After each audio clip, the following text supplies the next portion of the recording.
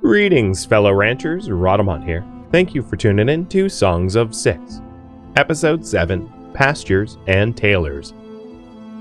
One of the reasons to build this is I just cut down a ton of wood, clearing out the orchard, and I don't want that wood just to sit into storage and rot. We might as well put it to productive use, so an auric pasture makes a whole lot of sense. But we're about to be late summer for ripened stuff. So I am going to suspend this so that my odd jobbers can start foraging. Likewise, I'm actually going to fully shut down the carpenter, which is this button, and shut down the woodcutter so that they all can be odd jobbers foraging. Think of them as seasonal workers. At some point, we won't have such a dire need for seasonal workers in this colony, but like, that's not true now, so seasonal work it is.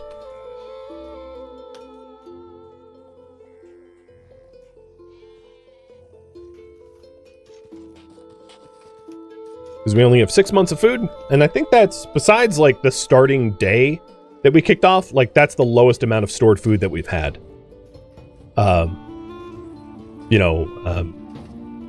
Which is a pretty clear indicator that, yeah, this is something to focus on. This game is full of starvation if you're inattentive. I cannot stress that enough. I am not exactly a brand new player, but as a brand new player, expect to starve. Expect to, especially if you get a drought early on, you'll be in a bad way. My current colony is not very drought resistant. So our farms are not very fertile naturally. They're just on a water table. And eventually we're going to want to either store a lot of food or to build some drought resistance in by using canals and ponds and water pumps and the like. But it's easier just to store a whole lot of food. That way you can just shrug off droughts. And it's pretty rare to get droughts in back-to-back years, and even more rare to get droughts in 3 years in a row. Droughts 3 years in a row is just like God hated you and wanted you to die, to put it simply. So planning for it, having an abundance of food, especially stuff like grain that lasts a very long time in storage, can protect you from droughts, from long-term droughts. But at some point it's like, yep, it's just not meant to be. We're gonna have some famine. All right. I did just raise the amount of bakery workers that I have so that we produce more bread. Because some of this low number, is artificially low because I have a ton of grain. I have 400 grain in storage that could easily be turned into bread. So this is a little deceptive in that we don't eat raw grain, but I don't really have to worry too much about this number being low because we have a lot of stored grain. My grain silos are flush. And if you right-click the materials, it will actually show you where it's being stored. So the general warehouse stores a bunch of grain, and I should probably pull the grain out of that once we're done foraging for it. In fact, I'm going to do that now. I don't want to put grain in there anymore. So if you right-click, it will pan through all the places you store grain. So I'm storing grain in the bakery warehouse, and I'm also storing grain in the grain silo. Alright, how's the foraging coming? We finished the vegetables. We finished the fruit. We are working on the eastern fruit, and that means we are done with the mushrooms too.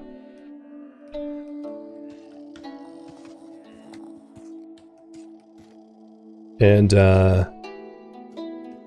we're harvesting the fruit farm for the first year. And we'll have about 70 of the 180 fruit for the orchard,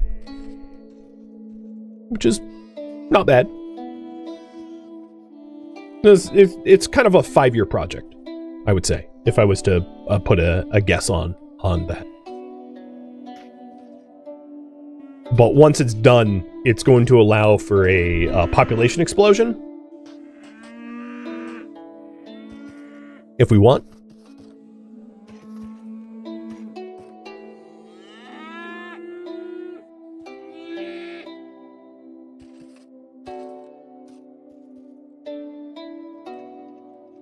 Oh, yeah, even better. We're almost half done sowing it.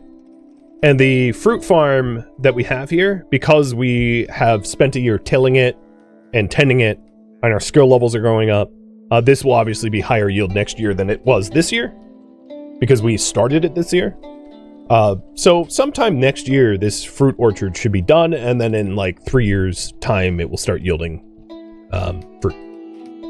Once it's fully staffed.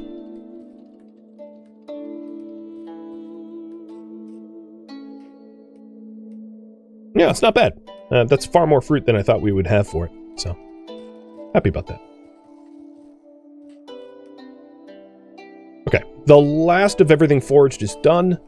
So that means we just need one extra delivery man, and then let's reactivate the Auric Pasture. So paired with the Auric Pasture is going to be the need for a tailor and a warehouse for both meat and leather, which is what the Auric Pasture generates. So this will be the warehouse for the meat and leather.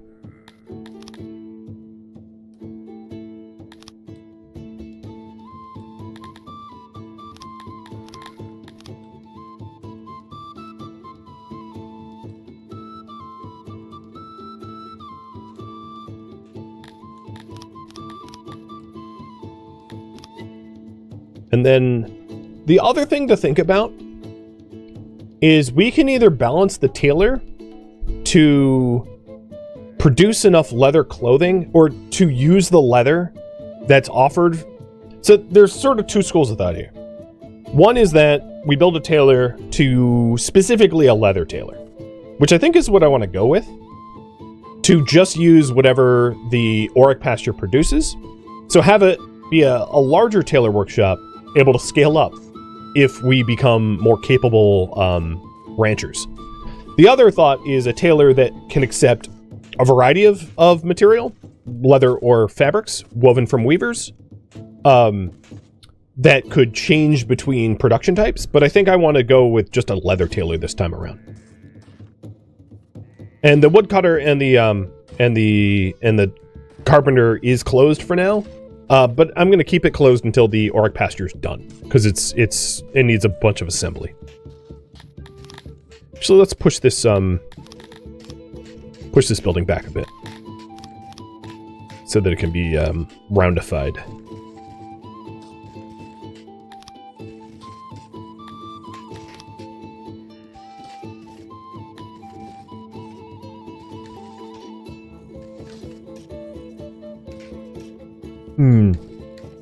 Maybe I should have it be attached.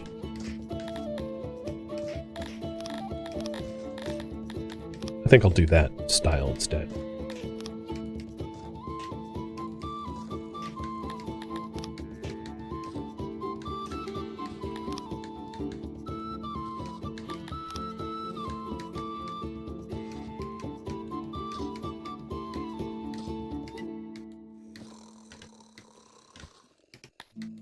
All right, so there's the leather warehouse.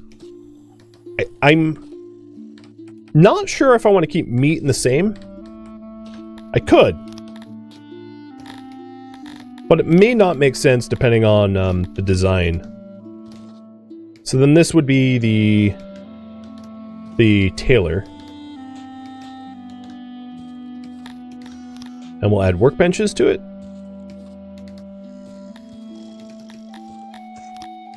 Change the shape a little bit.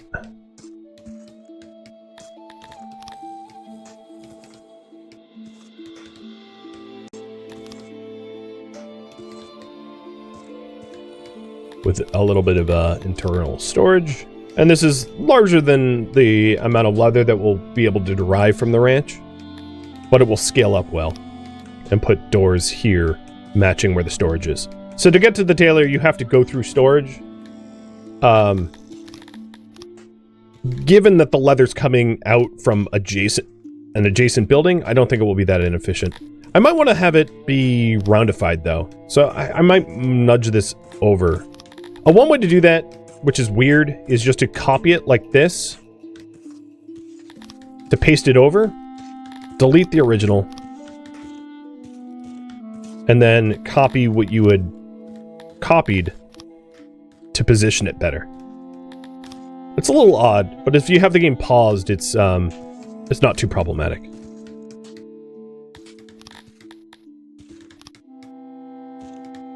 And then to go over here and realign the doors for it. So I'm going to remove this door and then build a wall there, putting the auxiliary bench back in. Oh, it's not connected. There we go. And then refurbish this room to remove... Oh, that door's already gone. Okay. Where do they butcher? They don't. The butchering is not... there is not a facility for butchering.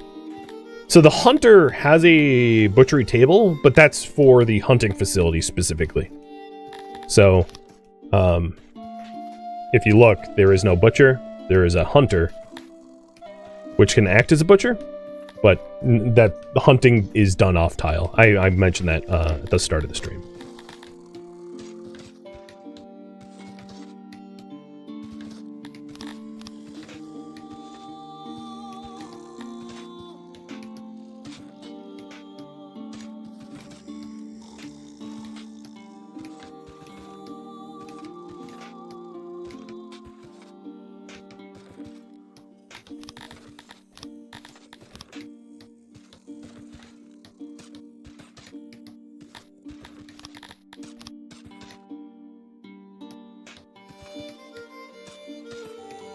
Okay, so we got storage, tailor. Whether we keep meat in there or not, I haven't really decided, but I think there will be space for it, just because you don't get tons and tons of meat and leather off of a pasture. And I'm keeping the carpenter and the woodcutter closed so the odd jobbers can actually get the auric pasture built, because it's a lot of effort to do the first clear. We have 125 of the 180 fruit, and I have, my cotton stocks are full. Now that I have a dedicated fruit farm, I'm going to remove fruit from this warehouse and dedicate this warehouse more towards foraged cotton. And I'm going to remove leather and meat from this warehouse because I'm making a new dedicated warehouse for it, but increase stone for this spot. The other thing that the pasture will create is livestock. So I'm going to have my livestock stored here. Livestock. So the way the game treats livestock is a little weird. Livestock is put into markets. As you can think of the livestock in markets as like pets, I guess. Sorta. I know that sounds odd, but like think of them as pets. And then livestock is just like a generalized like unit used to put animals into pastures as well. So think of livestock as like genetic ooze that you can use to start a pasture. So livestock isn't necessarily aurochs or onks or entelodonts or globdian. They're just babies that can become an animal. I know it's weird, but it's so that you don't have like 8 different livestock for 8 different animals or whatever. There's not like baby aurochs or baby bolticrawlers or it's just livestock. It makes it easy. Maybe it doesn't make sense, but it makes it easy. And trust me, easy is good for a game this complicated. All right, I'm accelerating 250 time for the first time in quite a while, just to show you the scope of this initial pasture.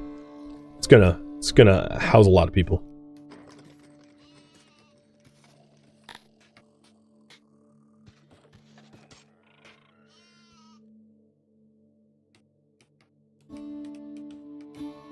All right, and the rest of this tailor requires a lot of furniture. So that will require our carpenter to be spun back up, but only after our pasture is done.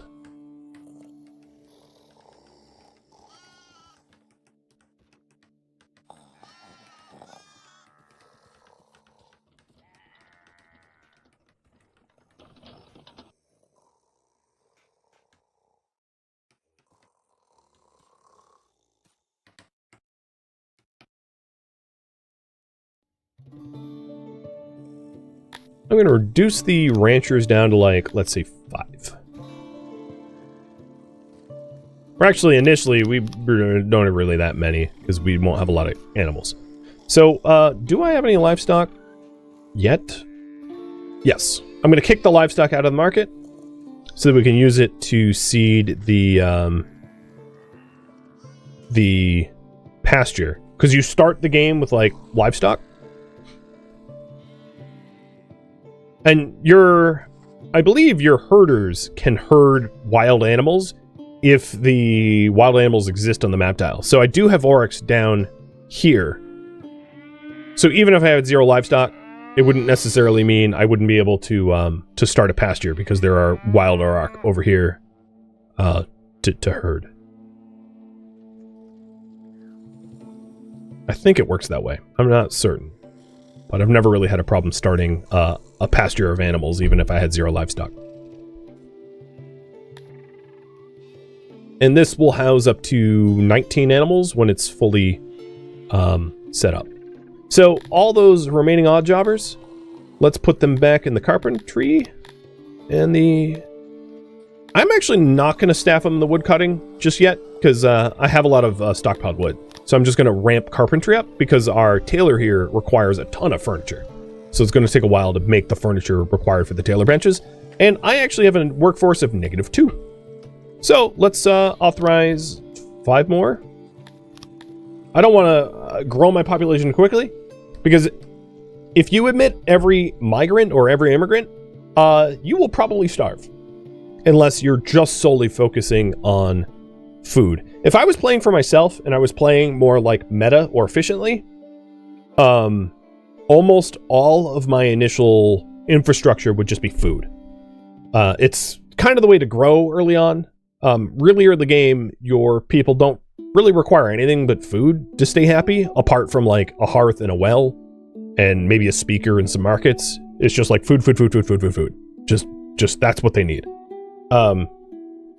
We have decided not to go that route. We've decided to grow more organically by like designing what looks to be city centers. This seems a little bit more believable than just like everyone growing grain and fruit, you know. We also leveled up to the next tier. So we are a armorier, which allows us to import and export, and also passively increases immigration. The goal of this stream was to build a self-reliant community, which means not really relying upon imports and exports.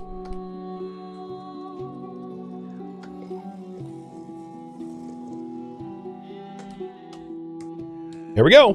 We have an orc. And I'm gonna tentatively allow the AI to adjust the workers each day for this, as this grows.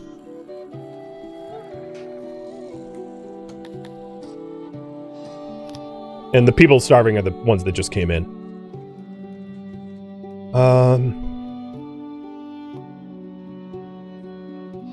Alright.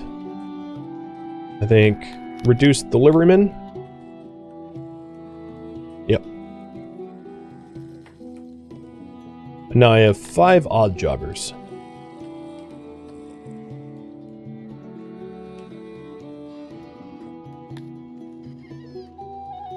Two of those odd jobbers will eventually settle into the carpenter. But the remaining odd jobbers, I'm not sure what to do with them.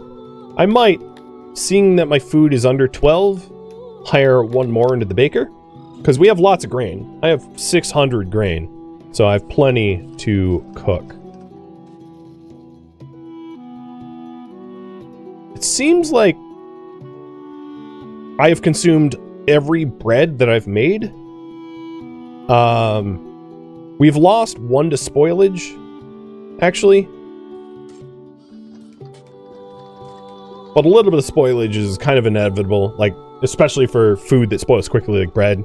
Like, if you're spoiling lots and lots of, maybe vegetables or mushrooms, then you're probably growing too many vegetables and mushrooms.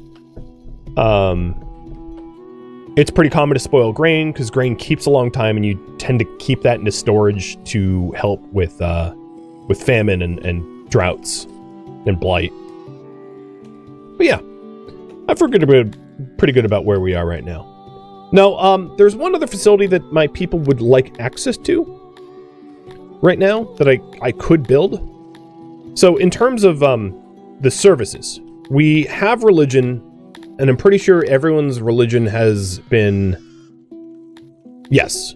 Yeah, everyone's religion have shrines, because we don't have any Shamalorists or anything like that. So back to service. Distribution, we already have covered. We don't have taverns or restaurants yet. Health. So this is where we could do better. We could do better, which is lavatories. I don't have a lot of free workforce to hire as like plumbers for lavatories though. So I think I'm going to wait on that, because it's not like right now happiness is 100%, loyalty is 100%. So it's not like they're suffering. They want lavatories, bathhouses, stages, more clothes. But given that they're 100% satisfied, those extra services are really only going to be needed as my population scales up. So I mentioned this before, that this game becomes more difficult and complex as time goes on. As like a design mechanic, it becomes more challenging to run more expansive societies. So as the population grows, they will get increasingly more demanding about things, about food security and about services and about religion and safety and all of that stuff. And all that stuff will also be required. So, for instance, if my population, I grew overnight to 300, we're going to start to see increasing demands, decreasing happiness, and increasing crime, and the potential of neighbors to raid me or make demands on me. So everything gets more complex over time. But my greater point is, like, yes, they want lavatories, but if my population right now doesn't support lavatories, they don't need it. They can poop out in a field like the rest of us. Buffalo. Right? But once my population does increase a little bit, those people are probably going to be put to the fruit orchard. But once the fruit orchard starts yielding fruit, I'll be able to support a lot more people. So I just don't have the food infrastructure to support more people yet, which is why I'm not ramping up those services just yet.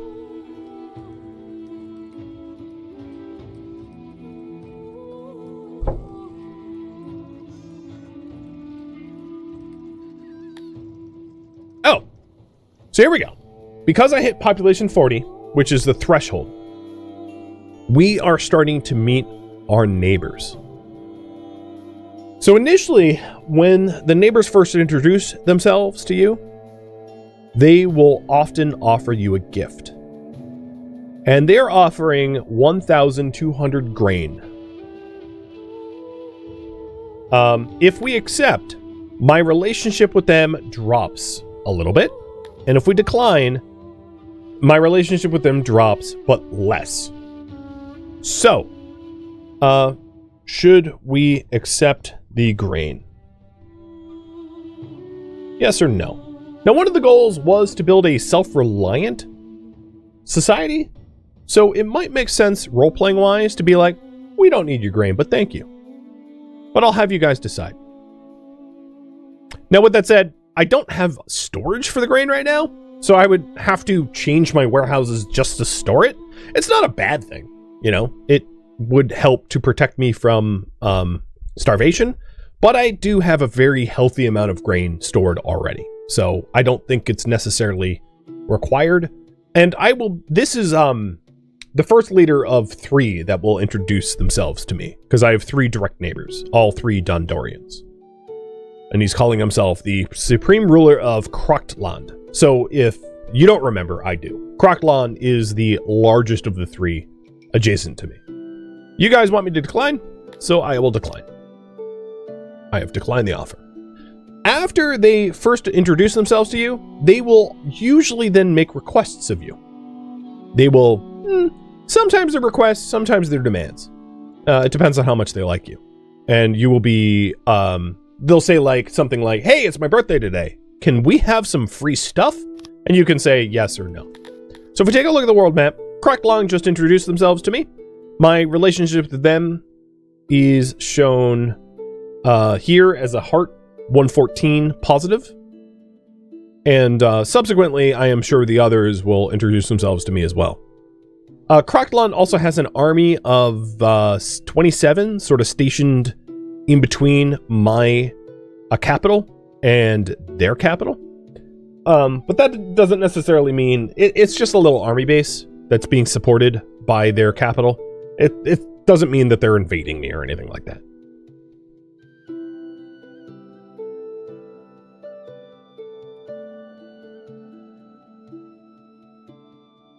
All right, back to the capital. And because I've and they're introducing themselves to me because I hit the threshold of 40 to become an armorer. If you don't have a population of 40, they're not going to talk to you, I don't think. So if you want to avoid first contact, just cap your population to 39, you'll be fine. So we've already talked to Cretonian, and Stark Nati and Magician will probably reach out to us soon. So I got about half of the furniture for the tailor already, which is actually pretty fast. I thought it would take a bit longer. Our orc population is increasing. So now we have 2 animals in there, and it's on daily average producing, like 1 leather, 1 meat, and a little bit of livestock. So that little bit of livestock will start snowballing to help fill up the pasture over time.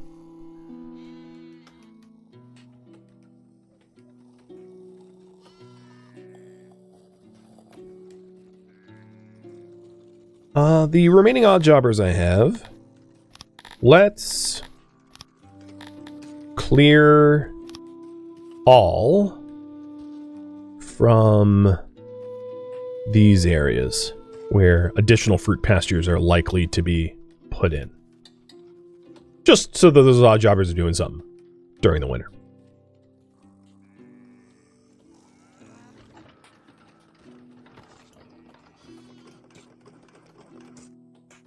And throughout the winter, as you may have noticed, my available food really hasn't deviated from 8. It's actually just gone up. And it's gone up not because we harvested or foraged anything new, obviously. It's because I've converted grain into bread. And we're about even. We have a net negative like 2 grain. I think we lose more grain from spoilage than we do from cooking. Not quite, but we're pretty food secure, given the grain that I have stored. As you can see, my grain silo is nearly full of grain. It's 600 out of 800, so we're doing okay for food. If that was something you were worried about, it could always be better. That number could be like 50 or 100. Like that would be better, but maybe not realistic. All right, I'm just gonna make the choice here. They're trying to give vegetarians 200 meat. Yeah, no thanks. But thank you. So that was pink out here, just introduced themselves. So the last will be yellow. Just saying hi. Can you process grain into something else? Yes. You can make grain into piva, which is like beer. And then there is shede, which is like wine, which is processed fruit. So grain and fruit can become beer and wine once you want breweries and taverns. Which is, I'm going to say, like, some of the services, like lavatories and bathhouses and things like that will be done real soon. Population of around 100 or so. Taverns and stuff like that is more like population 1,000. If I was to just ballpark it. To give you an idea. You could, at population 100, do taverns. But the effort for it doesn't really make sense until you have, really a dramatically scaled up population, in my opinion. It's not a particularly informed opinion, but it is a researched opinion. I only have a few dozen hours in this game, but I spent a lot of time like reading guides, reading the wiki, trying to educate myself so I knew how to play.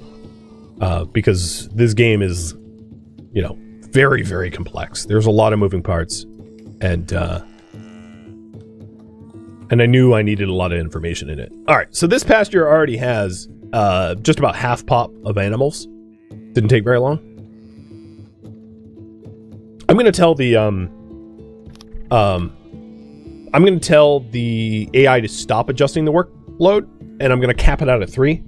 So I don't really care if the animals go up to 19 if we are inefficiently tending them, because I just don't need more of my population to be orc herders. So with that, I'm going to no, never mind. I will allow livestock to be used as wares again, because it's unlikely that all of the livestock will immediately go to the markets. They're going to roll back into the orc pasture until the orc pasture maxes out, but the orc pasture is going to max out pretty quickly. As you can see, the population increased dramatically even in the last season, up from 0 to 9 out of 19.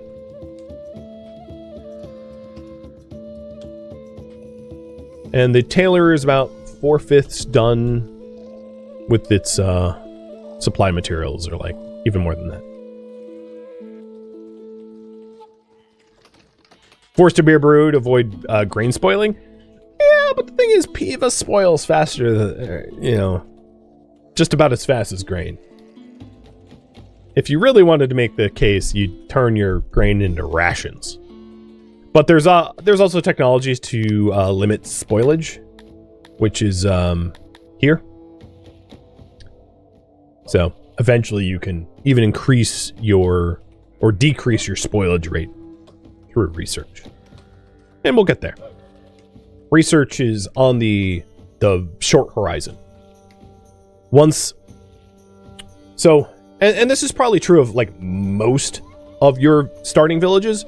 Once you are very food secure, then you can have your population start to invest in non-agriculture and immediate necessities. Immediate necessities being basically just carpentry for furniture, because you can't build a lot of the required things like markets and lavatories without furniture. But once you have furniture and food needs met, you can start thinking about research and bathhouses and stuff like that.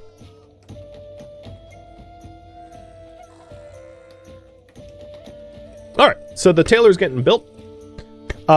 So clothing. So one of the reasons to build the tailor is to use the leather that we're getting from the pasture, because leather does rot. It doesn't keep forever, right? You lose about 5% of your stored leather per year anyway. But it's also, your people want clothing, and they're not going to be happy without clothing. And right now, the average person is only wearing about a half a piece of clothing each. We're all dressed like Tarzan, in other words, with like barely more than a loincloth. And you can set the clothing target with these arrows here. So if you clothe them at 2, you're providing a reasonable amount of clothing. That's like, think of it as like shirt and pants.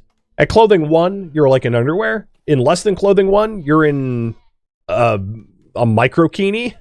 And in more than clothing 1, it's like a jacket and then like a winter coat, or like something to protect, like poncho or something like that. So we're trying to satisfy the clothing needs, because that will also keep our people protected from heat waves and cold snaps, which is very useful.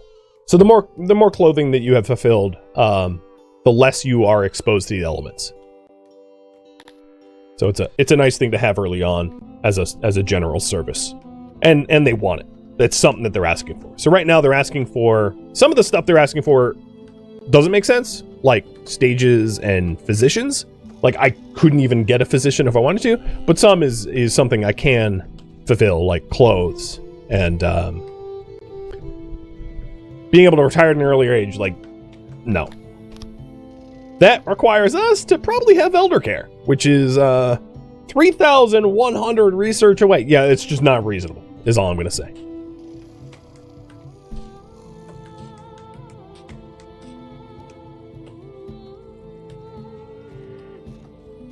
All right, well, the good news is our fruit farm will yield enough fruit just about to complete the orchard, and that's not even accounting for all the forgeable fruit. So this orchard's opening year is this year. Funny enough, again, a roller giving us stuff we have no use for at all. So, decline, but thank you. So we've introduced ourselves to the rulers for the first time, and they're going to start making requests of us soon. And I'll have you guys decide whether we fulfill those requests or we ignore them. Chat will decide. I won't.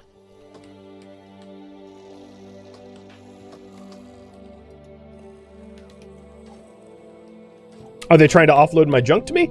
It's possible. Alright, so the advisor is just warning me that I have missing workers. This is because the tailor just opened up and is trying to hire all 12. That doesn't make sense. So I'm going to only hire 2 tailors. And the recipes here are as follows. Leather to clothing. Fabric to clothing. And I don't even know how to make fabric yet. And then leather to makeshift armor. Makeshift armor is armor used for like archers. You can think of it that way. It's like leather armor. So makeshift armor is primarily used for like if you want to outfit your archers with armor or guards. So you won't be able to make guard stations in the game until you have makeshift armor. So eventually we're going to need makeshift armor, but we don't have the tech for that yet. So they're just making clothing.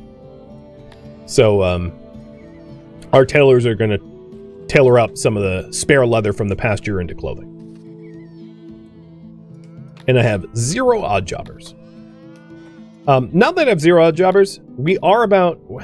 I'm gonna keep the carpenter at fully staffed at 12 out of 12, and then once it becomes forage season, I'm gonna kick them all out to become seasonal workers to forage for me.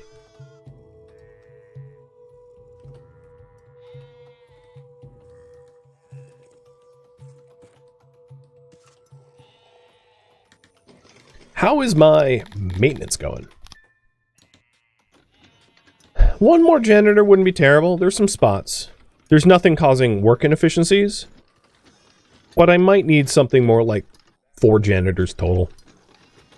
Like nothing's broken, but 4 might be a more equilibrium number.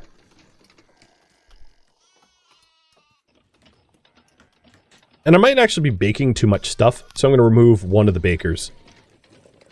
So let's remove a baker, add a janitor. Just because if my net of bread is in the positive, it's not necessarily a good thing because it will just spoil quicker.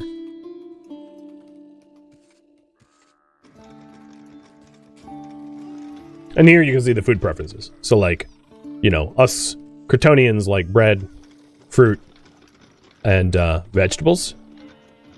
In fact, the only one that likes vegetables are Cretonians. Everybody else hates broccoli, I guess. I guess that looks more like tomatoes, which is funny because tomatoes are technically a fruit. And cucumber? What is that? Eggplant? I don't know what vegetable that is. Some gourd? I don't know.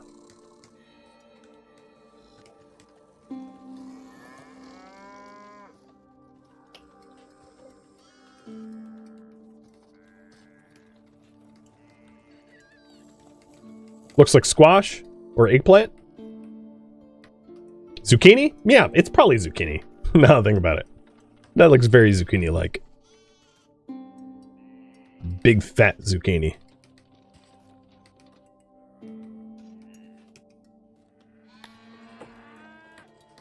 What is the next population tier? Krontix, which gives us training grounds at 75. So, I am going to authorize 10 immigrants, bringing our total population up to 50. I think we have food security enough to allot for that. And when this fruit orchard is done, it's going to need a lot more people. So I might as well just bring the people in now to help with the current forage season and to finish out that that task.